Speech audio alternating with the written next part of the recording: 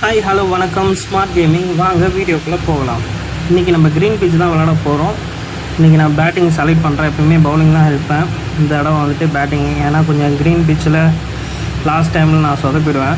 அதனால் முன்னாடியே நான் பேட்டிங் எடுக்கிறேன். கொஞ்சம் க்ரீன் பிட்ச்சில் கொஞ்சம் டஃப்பான பவுலர்னு பார்த்தீங்கன்னா பத்திரானா, அதுக்கப்புறம் பார்த்தீங்கன்னா அக்தர், இவங்கெல்லாம் ரொம்ப டஃப்பு. ஃபர்கூசன் கொஞ்சம் அடிக்கலாம். இவரை 145 தான் அவருடைய ஸ்பீடு. நீங்கள் லென்த்தை மட்டும் கவனிச்சிங்கன்னா போதும். நான் எந்த லெவல் நிற்கிறேன், அந்த பாலை வந்துட்டு எக்ஸ்ட்ரா கவர் மேலே அடிச்சிட்டேன். எப்படியும் 2 ரன்னு 3 ரன்னு கூட வரலாம். பரவாயில்ல, 3 ரன்னு வந்தாச்சு ஃபஸ்ட்டு பாலில். அவர் பார்த்தீங்கன்னா ஃபீல்டர் பின்னாடி வைக்கவே இல்லை. அது ரொம்ப நல்லதாக போச்சு. அதனால் கொஞ்சம் தைரியமாகவே நம்ம ஆடலாம் பின்னாடி. அதே மாதிரி பார்த்தீங்கன்னா பவர் எப்பயுமே 86 வச்சுக்கோங்க. 88 வைக்கலாம், இருந்தாலும் ஒரு பாயிண்ட் நமக்கு கம்மியாகும். அது இந்த லென்த்துக்கு நம்ம நவுந்து ஆடினோம்னா இந்த பாலுக்கு கண்டிப்பாக 6 போகும். அதேமாதிரி ஒரு சில பேர்த்துக்கு உங்களுக்குலாம் வந்துட்டு எப்படி நீங்கள் கரெக்டாக அந்த க்ரீனில் வச்சு எப்படி டைமிங் நீங்கள் வந்து கரெக்டாக அடிக்கிறீங்கன்னு கேட்கலாம். அதுக்கு வேறு ஒன்றுமே கிடையாது. நீங்கள் 88ல் பவரை வைங்க. அது ஆள் இருந்தாலும் இல்லைனாலும் சரி, அவர் எங்கே மார்க் வைக்கிறாருன்னு முதல்ல பாருங்கள். அவருக்கு மார்க் வச்சார்னா அதை நவுந்து எந்த அளவுக்கு நம்ம கொஞ்சம் நவுந்து ஆடுறோமோ அந்த அளவுக்கு 6 அழகாக போகும். நீங்கள் மார்க் வைக்கிற இடத்துக்கிட்டே நின்று ஆடினீங்கன்னா கண்டிப்பாக உங்களால் அதை அடிக்க முடியாது. இப்போ எனக்கு டைமிங் மிஸ் ஆகிடுச்சு, பிரச்சனை இல்லை. அதனால் நீங்கள் எந்த அளவுக்கு நவுந்து ஆடுறீங்களோ அந்த பால் 6 போகும். இல்லைன்னா உங்களுக்கு டைமிங்கே இருந்தாலும் ஃபீல்டர் கைக்கு தான் போகும் பால். அதனால் ஸ்விங்கு வந்துட்டு இந்த பிட்சில் அதிகமாகவே இருக்கும். இந்த லென்த்துக்கு நவுந்து ஆடுங்க. எந்த பவுலருக்காக இருந்தாலும் சரி, அவர் வந்து நேராக போகிறார், அதாவது பால் வந்து நேராக போட்டாலும் நம்ம இந்த லென்த்துக்கு நம்ம நவுந்து ஆடணும். அதேமாதிரி ஒரு வேளை இன்ஸ்விங்கு அவுட் ஸ்விங் போட்டாங்கன்னா அதுக்கேற்ற மாதிரி நவுந்து ஆடணும். இப்போ வந்து 4 பந்துக்கு 16 ரன் அடிச்சிட்டேன். இன்னும் 2 பால் பாக்கி இருக்குது. இந்த பால் ஸ்டெம்புக்கு வச்சுருக்காப்புல. நான் இந்த லெவலுக்கு நகர்ந்து அழகாக அடித்தேன். இதுவே நீங்கள் மார்க்கு பக்கத்தாலே நின்று ஆடினீங்கன்னா ஸ்ட்ரைட்டில் போகும். ஒரு வேளை 4 போகவும் வாய்ப்பு இருக்குது. ஃபீல்டர் இருந்தாங்கன்னா கேட்ச் ஆகவும் வாய்ப்பு இருக்குது.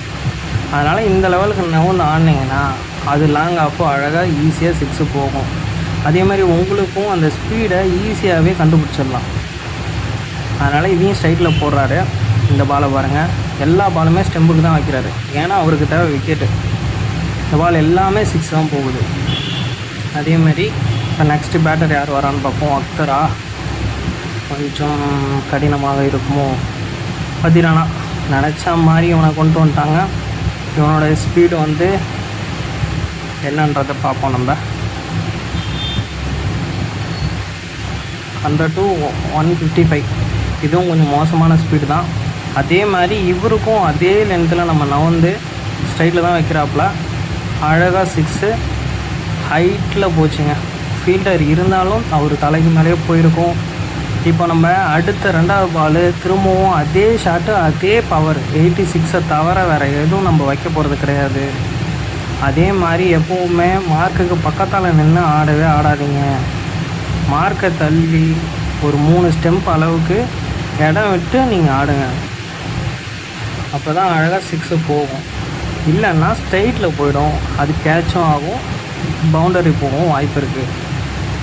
மேக்ஸிமம் இது மாதிரி நீங்கள் ட்ரை பண்ணவே போதும். உங்களுக்கு ஈஸியாக பால் நீங்கள் ஈஸியாக கெஸ் பண்ணலாம். அது ஸ்லோவாக வருதா இல்லை ஃபாஸ்ட்டாக வருதான்றது. இப்போ கொஞ்சம் ஒரு ஷார்ட்டாக வைக்கிறாரு குட் லென்த்துக்கு பக்கத்தால். அந்த பாலும் நம்ம 6 தான் அடிக்கிறோம். பேக் டு பேக் 3 6 அடிச்சிருக்கோம் தொடர்ந்து. இதுக்கப்புறம் அவர் எங்கே போட்டாலும் அடிக்கிற மாதிரி நமக்கு ஒரு கான்ஃபிடென்ட் வர ஆரம்பிச்சிடும். அதனால் நான் சொன்ன மாதிரி இந்த ட்ரிக்கை நீங்கள் யூஸ் பண்ணி பாருங்கள். உங்களுக்கு யூஸ் ஆகுன்ற நம்பிக்கை எனக்கு இருக்குது. சரிங்களா? இதுக்கும் அதே மாதிரி தான் அவுட் ஸ்விங்கு போடுறாரு. அது இந்த லென்த்தில் இருந்து அடித்தோம்னா அதுவும் லாங் ஆஃபில் 6 தான். ஆனால் எப்பயுமே நான் ஃபுட் மார்க் மாற்றவே மாட்டேன். எப்பயுமே ஃப்ரண்ட் ஃபுட்டு தான் ஆடுறேன். இதில் அதாவது பவுன்சர் போட்டால் மட்டும் நம்ம பேக் ஃபுட் அந்த மாதிரி ஆட ட்ரை பண்ணுவோம். கண்டிப்பாக ஷார்ட் பால் போட்டால் நீங்கள் ஃப்ரண்ட் ஃபுட் ஆடுங்க, நல்லாவே 6 போகும். அதேமாதிரி இப்போயும் அவுட் ஸ்விங் வைக்கிறாரு. நம்ம இந்த லென்த்து வச்சு அடிப்போம், கண்டிப்பாக 6 தான். நீங்கள் அந்த அவுட் ஸ்விங் வச்சா மட்டும் வேணால் மார்க்கர் பக்கத்தில் நின்று ஆடுங்க. மற்றபடி ஸ்ட்ரைட்டாக பால் போட்டாலும் வேறு எப்படி போட்டாலும் நீங்கள் நவுந்து ஆடினீங்கன்னா நல்லாவே சிக்ஸு போகும். க்ரீன் பிட்ச்சு ரொம்ப ஈஸியாக அடிக்கிறதுக்கு எனக்கு இதுக்கு மேலே டிப்ஸு சொல்ல தெரியல. அப்படி ஏதாவது நீங்கள் வச்சுருந்தாலும் சொல்லுங்கள். லாஸ்ட்டு பால் டாட் ஆகிடுச்சு. ரன் எவ்வளோ 59. க்ரீன் பிட்ச்சில் இது ரொம்ப ரன் அதிகன்ற மாதிரி தான் நான் நினைக்கிறேன். ஏன்னா 35ங்கிறது ஒரு மீடியமான ஸ்கோரு. க்ரீன் பிட்ச்சில் 59ங்கிறது ரொம்ப அதிகம். இப்போ நான் வந்து மலிங்கா வச்சு ஷார்ட் பால் நான் ட்ரை பண்ணுறேன். ஸ்லோ பாலில் எப்பயுமே ஷார்ட் பால் வச்சா ஃபாஸ்ட்டாக தான் போடுவாங்கன்னு நினைக்கிறாங்க. இவர் ஒய்டு போகணும்னு நினைக்கிறாரு. இருந்தாலும் இது ஃபீல்டர் கையிலேயே போயிடுச்சு. ஈஸியான விக்கெட்டை தூக்கிட்டார். ஃபீல்டரும் ரொம்ப சந்தோஷமாக இருக்கார் அந்த கேட்சை பிடிச்சிட்டு. ஐயோ, ட்ரைலர் நல்ல பிளேயருங்க.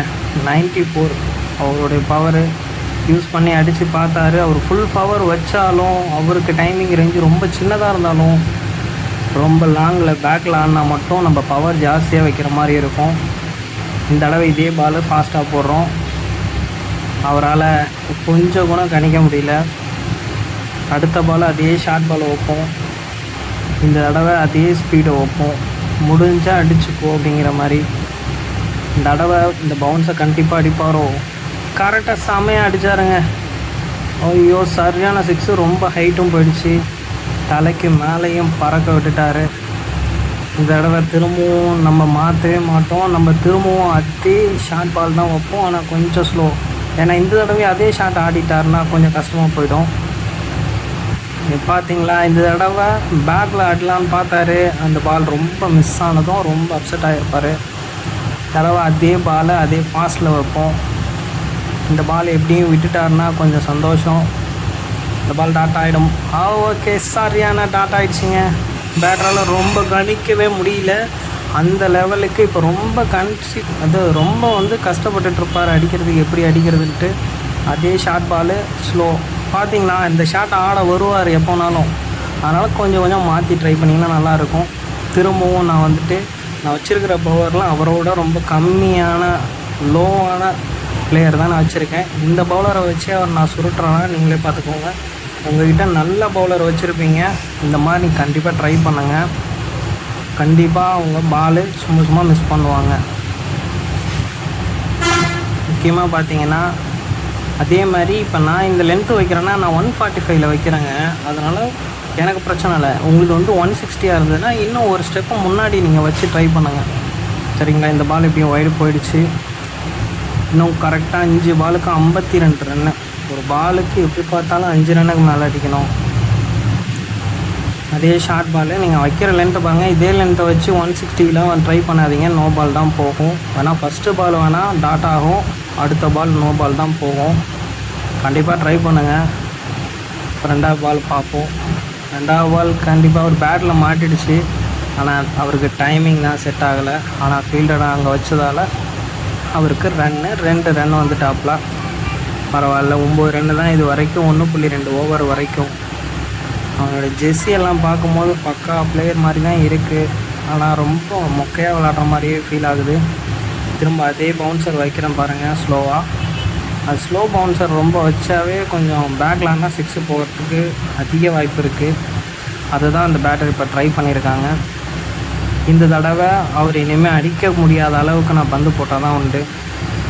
நான் இப்போவும் சரி நார்மலாகவே போடல. இந்த அளவுக்கு நான் டாட் பண்ண முடியுமோ அந்தளவுக்கு அவரை நான் டாட் பண்ணுறதுக்காக தான் இந்த பாலை வைக்கிறேன். அது கரெக்டாக பார்த்தீங்கன்னா ஒய்டு போகாத ஒரே ஒரு அந்த ஒய்டு போகாத அளவுக்கு நம்ம பவுன்சர் வைக்கணும். அப்போ தான் அந்த பால் அவர் ஒய்டு வரும்னு கொஞ்சம் நவருவார். அது நமக்கு டாட் ஆகும். திரும்ப அதே பால் வைக்கிறேன். இந்த பாலும் அவரால் அடிக்க முடியல பேக்கில். ஏன்னா அதே ஸ்லோ பால் வந்ததுன்னா நேரம் 6 போகும். இப்போ உதாரணத்துக்கு உங்களுக்கு அதே ஸ்லோ பால் நான் இப்போ போட்டு காட்டுறேன் பாருங்கள். இப்போ இதே பாலை அவர் ஆடுவார், ஆனால் இது 6 போகும். என்ன காரணம்னா அதில் ஸ்லோ பால் போட்டு பேக்கில் இப்படி ஆடினா 6 ஈஸியாக போகும். எனக்கு தெரிஞ்ச வரைக்கும் உங்களுக்கான டிப்ஸு க்ரீன் பிட்ச்சில் பேட்டிங்கும் கொடுத்துட்டேன், பவுலிங்கும் கொடுத்துட்டேன். உங்களுக்கு இது பிடிச்சிருந்ததுன்னா யூஸ் பண்ணி பாருங்கள். முக்கியமாக லைக் பண்ணுங்கள், ஷேர் பண்ணுங்கள்.